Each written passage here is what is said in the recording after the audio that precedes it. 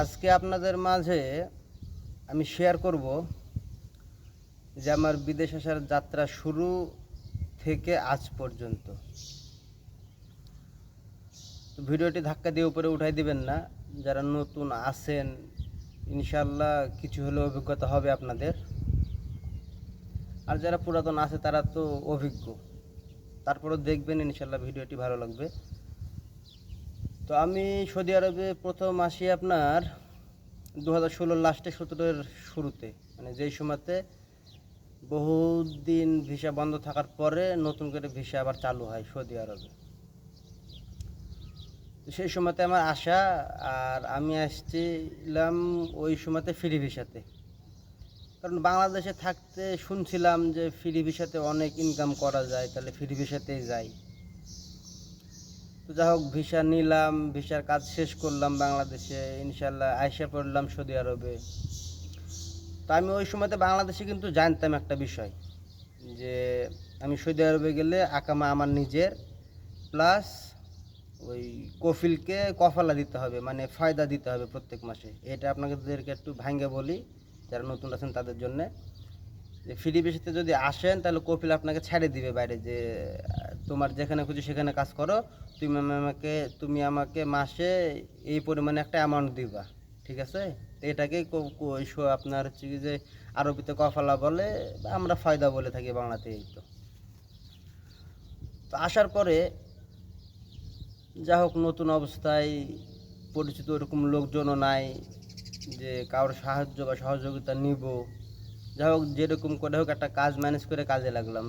বেতন প্রথম স্টেপে দিল 1600 রিয়াল। তো 1600 রিয়ালে প্রায় আমি 1.5 বছর মতো কাজ করছি। তো 1.5 বছর কফলাত দিছি, নিজের আকামা বানাইছি মাঝখানে একবার, মানে শুরুটা তো যখন টাকা দিয়ে আসছি তখনই আপনার ওটা চুক্তি করা ছিল যে প্রথম আকামা বানাই দিবে, পরেরটা আমি বানাইছি।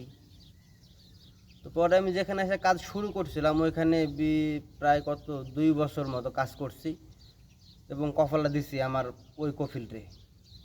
তো পরে আমি যেখানে কাজ করতাম ওইখানকার ওই কফিল আমাকে বলল, এখন তো আমার রানিং কফিল, যে দেখ নাসিম, তুই তো এভাবে করে কাজ করে তুই তো লাভ হচ্ছে না, তুই আকামা বানাচ্ছিস তোর টাকা দিয়ে, প্রত্যেক মাসে কফলা দিচ্ছিস, তো এগুলা বাদ দে, তোকে আমি ভিসা দিচ্ছি, তুই দেশে যা, যে আমার ভিসাতে আয়। তার আগে উনি আমাকে প্রপোজাল করছিল যে তুই আমার কাছে তানাজুল হয়ে যা। তো আমার ভিসাটা ছিল আমেল মঞ্জিলি, এর বিধায় তানাজুল হতে পারিনি। তো আমি পরে ভাবলাম যে 2টা বছর হইলো আর ফ্রি ভিসাতে আসলাম বাংলাদেশ থেকে, যে বহুত টাকা ইনকাম করবো এইভাবে।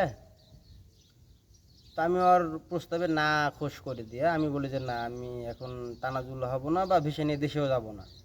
পরে আরও 6 মাস যায়, দেখি যে না, কোনো উন্নতির পরিবর্তন নাই। কারণ ওই সময়তে যেই পরিমাণে লোক আসছে বাংলাদেশ থেকে সৌদি আরবে, আমার মনে হয় যে রেকর্ড করলে রেকর্ড করা হবে। আমি যখন গামকার স্লিপ উঠাতে গেছিলাম, মেডিকেল স্লিপ, ওটার ভিতরে পা রাখবো এরকম জায়গা ছিল না, এত পরিমাণে ভিড় ছিল, সম্পূর্ণ সৌদির লোক। তো যাই হোক, সবাই সবার নসিব নিয়ে আসছে। তো পরে আরও 6 মাস যাওয়ার পরে চিন্তা করলাম যে না, এভাবে থেকে হয় না, যেহেতু অন্য কোনো জায়গায় যাইতে পারছি না, অন্য কোনো জায়গায় ভালো কাজ করতে পারছি না, এই বেতনে কফালা দিয়ে আকামা বানানা। তো পরে সিদ্ধান্ত নিলাম যে ঠিক আছে, তুই ভিসা দিয়ে তাহলে আমি দেশে যাই। পরে ভিসা দিল, এই আমি দেশে গেলাম, দেশে যে আবার নতুন করে ভিসার কাজ কমপ্লিট কইরা মোটামুটি প্রায় 4 মাস মতো দেশে ছিলাম। 4 মাস থাকার পরে আবার এই বিদেশে আসলাম, এখন রানিং আছি এখানেই। 7 বছর শেষ হয়ে আমার 8 বছর রানিং চলতেছে এখন। তো এইখানে আছি, এইখানে কাজ করতেছি।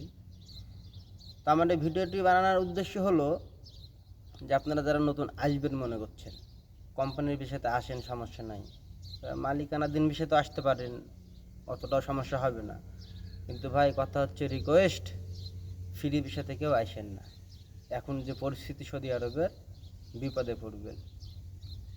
যদি কথাগুলো ভালো লাগে তো ভিডিওটি শেয়ার করে দিন, আর যদি মনে চায় যে ভালোবাসা দিবেন তাহলে একটু সাপোর্ট করিয়েন, পেজটা ফলো করে দিন সবাই। তো ভালো থাকেন, সুস্থ থাকেন, আল্লাহ হাফিজ।